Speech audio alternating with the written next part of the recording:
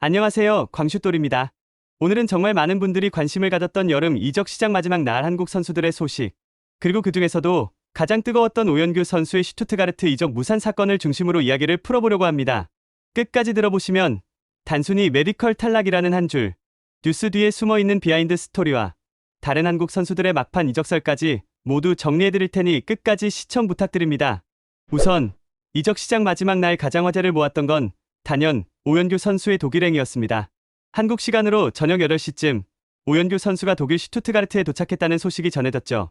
팬들은 공항 사진, 그리고 직접 팬들에게 인사하는 장면까지 확인하면서 이제 거의 다 된 거 아니냐 기대를 했습니다. 게다가 슈투트가르트에서 준비한 메디컬 테스트까지 받으러 가는 모습이 포착되면서 분위기는 사실상 발표만 남았다는 흐름이었습니다. 그런데 바로 그 순간 독일 현지 언론, 특히 빌트지를 통해 충격적인 기사가 터졌습니다. 오연규 메디컬 테스트 불합격. 이 한 줄은 팬들을 정말 혼란스럽게 만들었죠. 도대체 무슨 문제가 있길래 슈투트가르트 같은 빅리그 팀에서 영입을 추진하다가 발을 빼는 건 흔한 일이 아니니까요. 여기서 핵심은 오연규 선수의 과거 무릎 부상입니다. 사실 오연규 선수는 고등학교 1학년 시절 왼쪽 무릎 십자인대 부상을 당했습니다. 일반적으로 십자인대가 완전히 끊어지면 수술을 하죠. 그런데 당시 의사 판단은 20% 정도는 남아있으니 자연 치유를 해보자였고 수술은 하지 않았습니다. 문제는 이후 상무 입대를 한 뒤였습니다. 훈련을 받던 중 무릎 통증이 심해져 다시 병원에 갔는데 놀랍게도 십자인대가 아예 없다는 진단을 받은 겁니다. 그럼에도 불구하고 오연규 선수는 군 생활을 이어갔고 결국 십자인대가 없는 상태로 선수 생활을 시작하게 됩니다. 놀랍게도 경기력에는 큰 문제가 없었습니다. 오히려 체력과 투지를 앞세운 플레이 스타일 덕분에 벨기에 머신이라는 별명까지 얻었고 수원 삼성 시절부터 지금까지 큰 부상 없이 뛰어왔습니다. 그런데 슈투트가르트 입장에서는 이야기가 다릅니다. 이적료가 2,700만 유로, 우리 돈 약 440억 원에 달하는 빅딜이었거든요. 구단 역사상 최고 수준의 이적료였습니다. 당연히 리스크 관리에 민감할 수밖에 없죠. 그래서 메디컬 과정에서 십자인대가 없는 상태라는 리스크를 근거로 이적료를 할인해달라고 요구했습니다. 하지만 원소속팀인 행크는 단호했습니다. 우린 오연규의 몸 상태에 아무 문제가 없다고 본다. 실제로 유럽 무대에서 몇 년간 뛰면서 단 한 번도 부상 문제가 없었다. 게다가 우리가 그를 파는 이유는 높은 이적료 때문인데 이걸 깎으라는 건 말이 안 된다. 결국 협상은 결렬됐습니다. 시간도 부족했습니다. 이적 시장 마감일 저녁, 몇 시간 안에 복잡한 재협상을 끝내기는 불가능했죠. 이런 경우는 사실 축구 이적 시장에서 종종 나옵니다.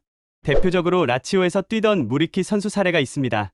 클럽 브리어로 이적하려고 메디컬을 받았는데 구단이 문제를 제기하며 조건을 바꾸려 했습니다. 라치오는 거절했고 무리키는 결국 마요르카로 이적했죠. 또 최근에는 세리에에서 활약하는 케빈 단소라는 선수도 메디컬에서 문제가 발견됐는데 일부 팀은 영입을 포기했지만 다른 팀은 큰 문제로 보지 않고 계약을 진행했습니다. 즉, 메디컬 테스트는 절대적 기준이 아니라 각 구단이 리스크를 얼마나 감수할지의 문제라는 거죠. 무엇보다 아쉬운 건 타이밍이었습니다. 슈투트가르트는 주전 공격수들이 줄줄이 이적하면서 새로운 스트라이커가 급히 필요했어요. 리버풀로 간 이삭, 뉴캐슬로 간 볼테르마데 등이 떠났죠. 그 공백을 메우기 위해 오연규에게 기회가 크게 열려 있었던 겁니다. 즉, 만약 이적이 성사됐다면 출전 시간과 성장 기회를 동시에 잡을 수 있었던 절호의 타이밍이었는데 메디컬 문제와 협상 실패로 무산된 겁니다. 사실 이날은 오연규뿐만 아니라 여러 한국 선수들의 이름이 이적 시장 막판에 오르내렸습니다. 양현준 선수, 잉글랜드 챔피언십 버밍엄시티 이적설이 강하게 돌았습니다. 실제로 300만 파운드 투자 의사까지 있었는데 협상 마감 시간이 부족해 무산됐습니다. 심지어 양현준은 영국까지 갔다가 다시 셀틱으로 복귀해야 했습니다. 황인범 선수, 프리미어리그 풀럼이 관심을 보였죠. 하지만 페이노르트가 곧바로 절대 안 판다. 우리 미드필드 핵심이다라며 단호하게 거절했습니다. 서령우 선수, 셰필드 유나이티드 이적설이 있었지만 실제로는 구체적인 협상까지는 가지 못했습니다. 현지 보도에 따르면 셰필드는 다른 포지션을 우선순위로 보고 있다고 합니다. 배준호 선수, 루머 수준이었지만 국가대표 합류를 하루 늦출 수 있다는 말이 돌면서 잠시 이적설이 제기됐습니다. 그러나 실제 움직임은 없었죠. 그리고 당연히 이강인 선수도 PSG에서 다른 팀 이적설이 있었지만 PSG가 원한 금액을 맞출 팀이 없었고 결국 잔류하는 쪽으로 정리됐습니다. 결과적으로 이번 이적 시장 마감일은 한국 팬들에겐 기대만큼의 성과는 없었습니다. 특히 오연규 선수는 정말 안타까웠죠. 하지만 한편으로는 슈투트가르트라 끝내 협상을 포기했다는 건 그만큼 몸값과 잠재력은 인정했다는 뜻이기도 합니다. 또 축구계에서는 한번 인연이 닿은 구단은 시기가 다르더라도 다시 영입을 시도하는 경우가 많다는 말도 있죠.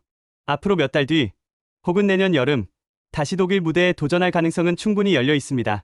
정리해보면 오연규 선수는 슈투트가르트 메디컬에서 과거 십자인대 부상이 문제로 제기되며 이적 무산. 슈투트가르트는 이적료 할인을 원했지만 행크가 거절. 양현준, 황인범, 서령우, 배준호 등도 막판 이적설이 있었으나 모두 무산. 이강인도 PSG 잔류 확정. 이렇게 한국 선수들의 막판 이적 드라마는 결국 큰 이동 없이 끝났습니다. 여러분은 이번 오연규 선수의 사건을 어떻게 보시나요? 슈투트가르트가 너무 까다로웠다라고 보시나요? 아니면 행크가 조금 유연했으면 좋았을 텐데라고 생각하시나요?